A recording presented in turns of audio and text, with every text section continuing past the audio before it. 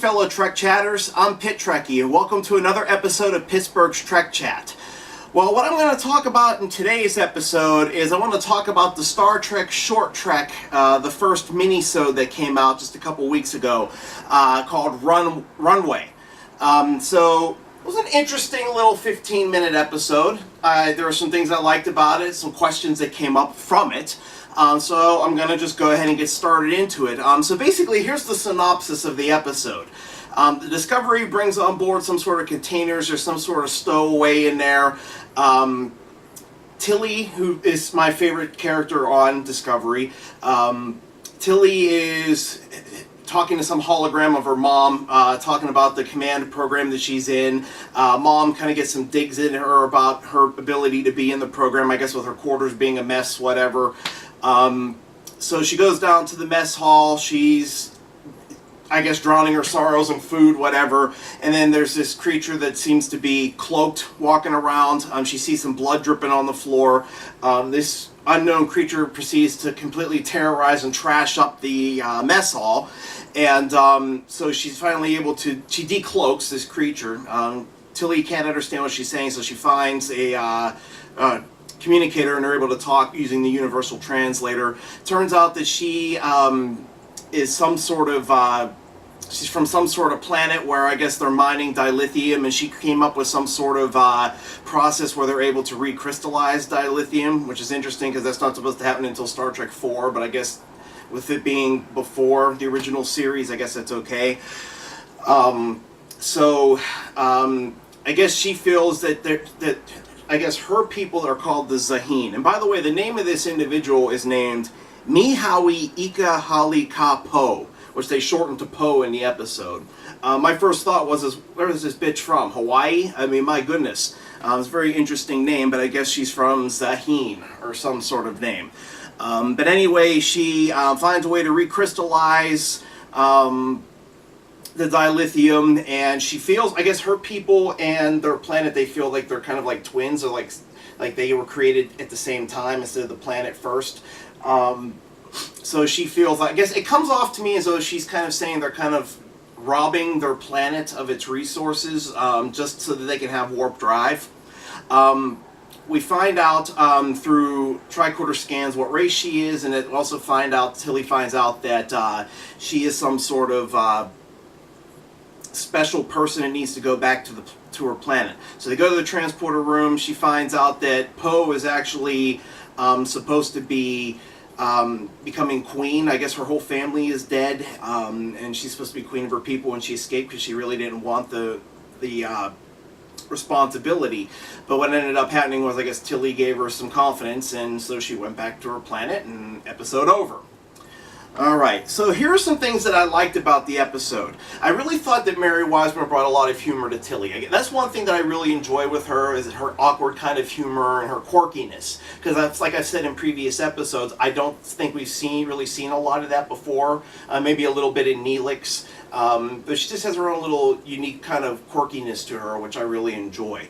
Watching her scream into a pillow after she got done talking to her mom, after mom was kind of like in her business about the command program that she's in. I'm sure we've all had those moments where we've all screamed into a pillow, or we just screamed in general just because we were frustrated at something our parents said that they didn't agree with us. Yeah, so I like that. I also thought it was funny when after the mess hall was destroyed and some people were coming in, and she said that it was a hormonal space rabbit that trashed the whole room. I don't know, it just seems like a very Tilly thing to say, and I really enjoyed that. We also learned a lot more about Tilly in this episode, and that's what I'm hoping that these little short treks will do, is add a little bit of detail to each one of the characters. Find out she's definitely got a critical mother. I'm sure that's going to become a bigger issue as time goes on. We'll probably see a lot of Tilly still having a lot of lack of confidence in things, which I do think will eventually grow. And it seems like a lot of that confidence goes back to childhood. I guess she was trying to climb a wall or something, and I guess she was in school, and she refused to go. And so I guess she's held on to that kind of feeling of failure and letting that go. We also find out she has a stepsister, which is interesting. So we're seeing the Tilly family kind of filling out a little bit. The other thing that we learned about it, actually in this episode, not maybe so much about Tilly, but somebody on the internet made a comment, and I actually think that it's true. that a fan actually saw an homage to the animated series episode The Practical Joker. Which I definitely see because there was food coming out of the food slots while heading toward Tilly. What was different this time around was in the Practical Joker, the food dispensers weren't saying what was being thrown out. But in this episode, it was actually saying like cream pie, pot pies, cheese, or whatever. I don't remember what they all said, but it was just funny how it was just saying the kind of food it was throwing out. Something a little different. So we obviously know Star Trek has always talks about current events, things that are going on. And Discovery definitely has continued that tradition. What I felt from this mini-sode was that there was definitely an environmental message, basically saying that the Zaheen people were raping their planet of their natural resources and using them instead of focusing on the importance of the environment. So I could see that as, a lot of this back and forth between Democrats and Republicans about whether or not climate change is real, and also whether or not it's safe to be using natural resources like coal or gasoline, oil, as an energy source, and we're basically raping the planet. So basically, to me, it was commentary on mining for fossil fuels and some deforestation, things of that nature.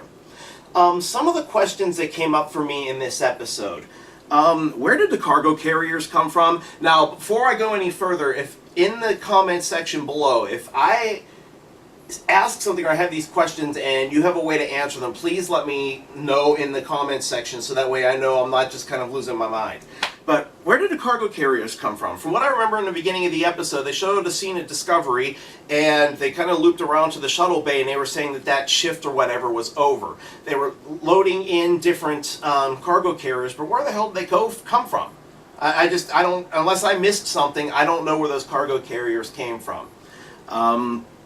Also, if only Tilly was the one person that knew that Poe was on board, how did Discovery get to her planet for them to transport? There was nothing in the episode that made me think that anybody on board the Discovery knew what was going on. Okay, so I just kind of was wondering, like, how did we get to her planet? Or did she maybe go somewhere else? I don't know. Also, did you notice a little dilithium fragment at the end of the episode? This might be a little nitpicky, but it was just something I picked up. Was it just me, or was the fragment actually glowing blue? Is that supposed to be some part of a visual reboot of dilithium crystals, or will that have some sort of meaning in the future? I'm really thinking that some of these short treks are going to tie into the future. So like I said, it could either be a basic nitpick, or it could be, just some curiosity. I'm not really sure. I've never seen in any of the other episodes, I've never seen dilithium crystals glowing like blue. They just look like regular diamond type crystals to me. So that's really about it, my thoughts on the mini episode. We have the next one coming out in November. I think it's November 8th, and it's called Calypso. I think it has to do with, it's an all-new character that's going to be in the episode. I'm looking forward to it because it's with somebody different, so I'm interested to see what's going to happen in the episode. But just some final thoughts for this episode. Will we see Poe and the Zaheen people again? I'm sure that at some point we could see some sort of little tie-in. Who knows what what's going to be developed for the show. So it's always a possibility. Overall, I would say it wasn't bad for a 15-minute episode. It was entertaining. It left some questions, but I think a lot of that had to do with the fact that the quick pacing, because you have to get a lot resolved in 15 minutes. But it wasn't too bad. So that's it for this episode. Please feel free to comment below. Please click the like button if you like this episode. Please comment. I really want to read the comments from previous episodes on air as the episodes go on. So please click that, do the comments and click the like button. Obviously on YouTube, just type in Pittsburgh's Trek Chat. It'll take you directly to my channel. Also, you can follow on Facebook, www.facebook.com/PGHTrekChat. You can also follow on Twitter at PGHTrekChat. I'm looking forward to the next episode, and until then, may yins live long and prosper.